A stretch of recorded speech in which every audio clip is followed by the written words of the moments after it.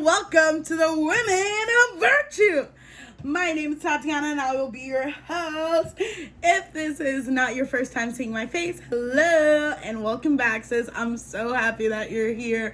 For those of you who do not know what the Women of Virtue is, it is a ministry that I started a month ago, and it is to help women walk into their divine. That is our literal mission, and I'm so excited for you all to be witnessing episode 3 of the Fearfully and Wonderfully Made series here on the channel. So this episode is about self-confidence. If you guys have not seen episode 1 and episode 2, definitely go back and watch those so you can be all caught up on the journey and ready to move on to this step. And that's on period. Ugh, what was that? Let's try it again. And that's on period. There we go.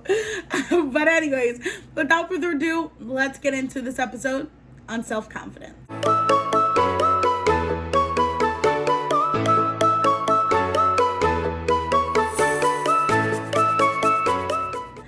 All right. So I truly want to start off this by making a huge disclaimer that all of these episodes are literally just me taking you guys along with me on my journey of learning all of these things. So these are things that I'm still working on. I'm still fine-tuning. I'm still figuring out for myself. But the wisdom that I'm sharing with you about these things are things that I learned already on my journey. So that is what this video was on. This is the framework of self-confidence. So first, I want to define what self-confidence is. So self-confidence is defined as a feeling of trust in one's abilities, qualities, and judgments. So pretty much, if you do not have self-confidence, it's because you do not trust yourself. And this could be because of a plethora of things. It means that you don't trust your judgment, you don't trust your qualities, you don't trust in yourself, right? That you can do anything that God strengthens you to do. You don't believe in yourself, and you don't trust in yourself. And so when this self-confidence section had came to me in my life, in my journey, I remember that I was staring in the mirror and I was just screaming over and over again, I hate you, I hate you, I hate you. And I was like screaming, and I was like, you're the reason. I was like, you don't say anything, you don't do anything, you know? And as I did my shadow work to truly unwork that and unravel all of that, I realized that everything that I had said that I would do for myself, everything that I said that I was going to work towards for myself, I had compromised for somebody else. And it wasn't just in relationships, it was family, friends. If somebody didn't like something that I was doing or didn't agree with something I was doing for myself, I would change it. I would do it different. I would tweak it to how they said to tweak it. I would change. I wouldn't trust my own judgment. I would trust the judgment of others. I didn't do anything that I said that I was going to do.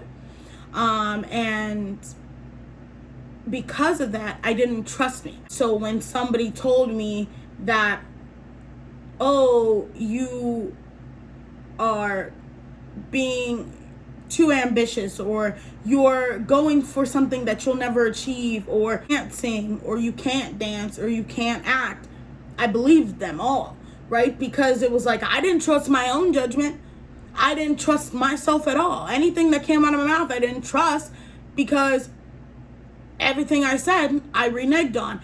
And with people telling me one thing and me taking their beliefs as truth rather than my own, I didn't trust in my judgment. I trusted other people's judgment. So when people told me something about me, I believed them because I feel like they had a better sense of judgment than I did. because I didn't trust my judgment. I didn't trust myself. And it's all about with building back your self-confidence. It's not about going out and putting on makeup, about getting your nails done, doing that, doing this. That's not what self-confidence is. It's about instilling trust back into yourself. You have to learn how to trust yourself again. So it's all about setting up systems to where as though you can't let yourself down. So if you say that you're going to do something for yourself, you do it, period. Like on Monday, I woke up, child, and Sunday was my last day of drinking before I was cutting off completely from drinking. And I had a celebration with my friend. And then on Monday when I woke up, even though I had gone to sleep at a pretty decent time, when I woke up on Monday, I was tired. And I was hungover. And I was like, I don't want to go work out. I don't want to start the first day of this, exercise plan that had started. And I'm just going to lay here. I'll be fine. And I literally heard this voice in my head. It was like, oh, so you're quitting again. You haven't even started and you're quitting already. Great. And I was like, not me calling me out. Not me being disrespectful to me. Because if I don't want to go, I don't want to go. But in that moment, I got my chunky earth up out of that bed. I got my clothes on against my will because, child, Lord knows I did not want to do it. I put on my clothes and I went out and I worked out. And after I felt so good, I got all of my stuff done that I needed done. Everything felt so good after I got it done. But it took me almost giving up on myself and me holding myself then accountable that I did that, right? But it's all about working to trust yourself again. So when you say something, doing it. Do it. If you say you're gonna do it, do it. Do not say you're gonna do it and then don't do it, because when you don't expect yourself to actually do something that you say you're gonna do, you're not gonna expect that from others, because you're like, everybody lets me down and I let myself down, right? So when others let you down, you're just like, it is what it is. And you're gonna go, I know you're a good person now. And it's like, it doesn't matter if you're a good person. If you can't stick to your word to me, then you don't need to be in my life, because it's like you continuously disappoint me and let me down and hurt my feelings, right? And make me lose trust and faith in you, but then expect me to keep you in my life. The only person I need to keep in my life that does that to me is me. And she ain't even about to do it to me. So when you don't do it to yourself, you aren't going to be okay with anybody else doing it to you. Because it's like, you got to be higher and give me more than what I'm giving me. And if I'm giving myself everything that I need already, I'm just looking for you to add to what I already give to myself. I'm not looking for you to give me things that I'm missing. I'm not looking for you to fill any voids. I have no voids in my life. My life is whole, baby. My life is whole without you, baby. You are just coming in so I can look at you and I can collab with you and you can be my teammate, not to fill my voids. And I learned that a lot of times when you don't heal before you get into relationships, and when you don't work on yourself and love yourself before you get into relationships, you want people to fill in your voids. And because you want people to fill in your voids, you become clingy.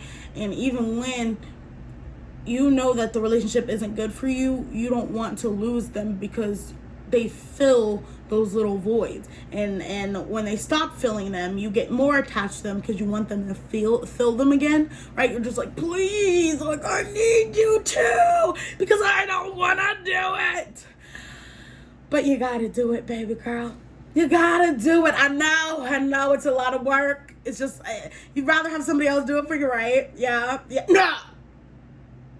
Because if that person decides to leave, then that void will be empty again. But if you fill it yourself, you can't leave you.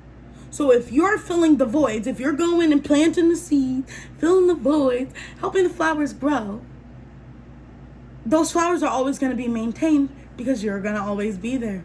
So when anybody comes in and tries to mess up your garden, you're like, oh, get out. Get out, because you just tried to pick my daisy. Oh, excuse me. Because you just tried to pick my daisies, and it took me all winter to grow those, so you can get out. You can get out. No, I'm joking.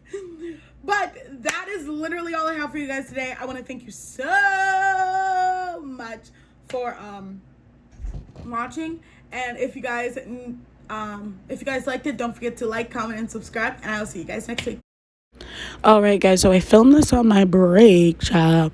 So I had to run back before I was able to close in prayer. So please bow your head with me before you leave. Dear God, I pray that you bless each of these women as they embark on this self-care section of our journey to walk into our divine. I want to thank you so much for everything that you have put on my heart to impact these women, to guide them and help them to walk into the divine purpose that you have placed them on this earth to fulfill.